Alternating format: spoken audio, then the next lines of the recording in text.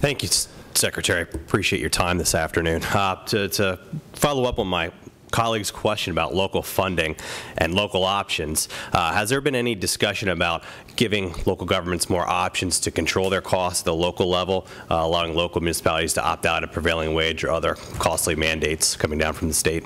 Well, the prevailing wage argument is one that's been held. We would not like to see that coupled to this bill. It's never been able to get out of legislature. I don't want to see this entire funding package not move because of something we've never been able to get out of legislature. It's not a big issue for us, the state, obviously, because we have federal laws. I understand it's more of an issue for local government. The governor said he would sign it if it got to him, but we're not coupling to this legislation. Frankly, it's never been able to get out of the legislative halls to date, so we don't want to see his package stalled because of that. Fair enough.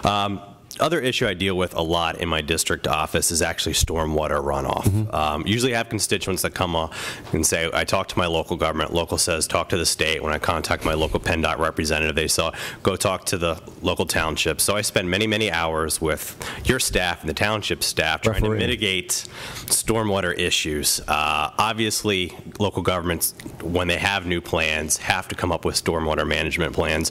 We have a lot of infrastructure, a lot of communities that predate that law that currently don't. So I know the administration for a long time has been in talks, we'll say, with local governments. What's the final say? What can we do to try to mitigate this issue? We've made an offer to the municipalities saying, look, our predecessors have done exactly what you said, pointed at each other, right? And so clearly we haven't solved this, and we don't want to keep doing it the same way because we're just going to put our successors in the same problem that we have.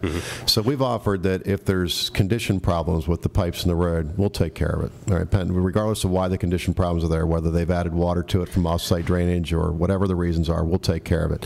If it's off-site drainage where somebody's approved a development that's increased the runoff that's made the pipe too small, then it's their responsibility because we don't have any control over that. In the past we didn't anyway. We're now going forward saying if there's an HOP permit coming in and it includes off-site drainage, that the township has to be a signatory, the municipality has to be a signatory to the HOP permit saying, here's how we're going to handle the stormwater, so that our successors are not in the same problem, or your successors not in the same problem trying to referee it. It'll be agreed to right with the permit from the development. So we're looking at the stormwater with them. As you said, there's all kinds of problems that exist today that were not covered by this agreement, and were not covered even back when townships didn't have stormwater management regulations. So we're faced with a big backlog of issues that we need to solve. We at PennDOT believe, it's a fair offer moving forward. We're sort of dealing with these as you are on a case-by-case basis, but we're trying to make sure going forward that we at least don't allow the same situation to occur. The ones that are already there, we're going to continue to probably have dialogues about who's responsible, but we basically said if it's a condition problem, we'll take care of it. Thank you. That's very exciting news. My staff thanks you very much as well. Thank you, Secretary. Yes, sir.